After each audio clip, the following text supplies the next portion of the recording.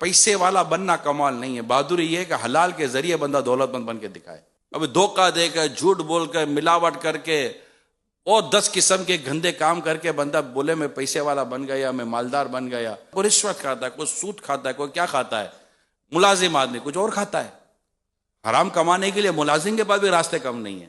بالکل صحیح بولے، 8-8 10 گھنٹے کی محنت، تھک گیا، گھر جا کر چونا ہو گیا، گر گیا، ٹفن تک اٹھانے کی اس کی طاقت نہیں ہے، مگر اس کو دیکھنا یہ کہ آج کے 10 گھنٹے 12 گھنٹے کا جو اس کو اجارہ ملے گا وہ حلال ہے یا حرام ہے۔ اتنا بڑا شربت کا آپ پتیلا بنا لیں، اتنا بڑا شربت کا مطلب کہ وہ ٹینک بنا لیں، ایک قطرہ پیشاب ڈال دے اس کے اندر، ایک قطرہ شراب ڈال دے اس کے اندر، میں کہتا ایک قطرہ زہر ڈال دے، مجھے بتائے وہ پورا شربت کس کام کا؟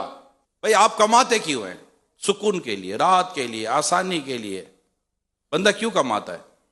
بے چین رہنے کے لیے، پریشان رہنے کے لیے، دکھ پالنے کے لیے کہ یار جتنا کماؤ تو اتنا دکھ بڑھ رہا ہے۔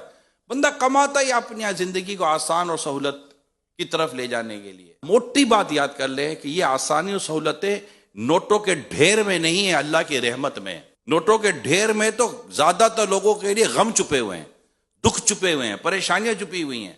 اتنا نوٹوں کا ڈھیر ہے مگر علاج نہیں ہو رہا، اتنا نوٹوں کا ڈھیر ہے کھانا نہیں کھا سکتا، اتنا نوٹوں کا ڈھیر ہے بیوی چھوڑ کر چلی گئی ہے، اتنے نوٹوں کا ڈھیر ہے اولاد بات بھی نہیں کر رہی ہے، اتنے نوٹوں کا ڈھیر لگا ہوا ہے، وفا ڈھونڈ رہا ہے وفا نہیں مل رہی، شفا ڈھونڈ رہا ہے شفا نہیں مل رہی، نوٹوں کا ڈھیر لگا ہوا ہے۔ نوٹیں کھائے گا؟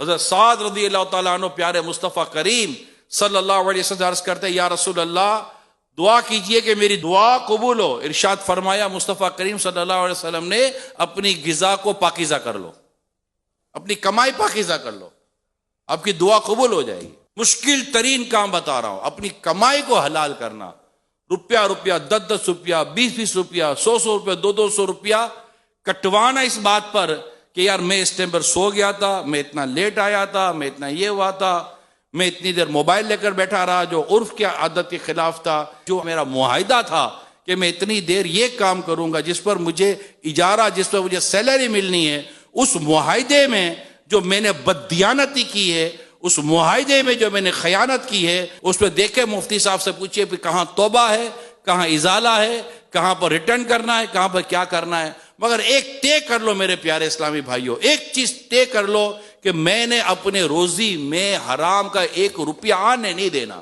پھر آپ دیکھو رب کی بارگاہ سے شفا، راحت، فرحت، سکون، اطمینان، ایمان کامل، گھر کی محبت، گھر کا پیار اور ادارے کا اعتماد، اور ادارے میں عزت کتنی ملتی ہے وہ کسی ریٹ میں آپ نہیں خرید سکتے، اگر وہ مل سکتی ہے تو ایمانداری سے مل سکتی ہے۔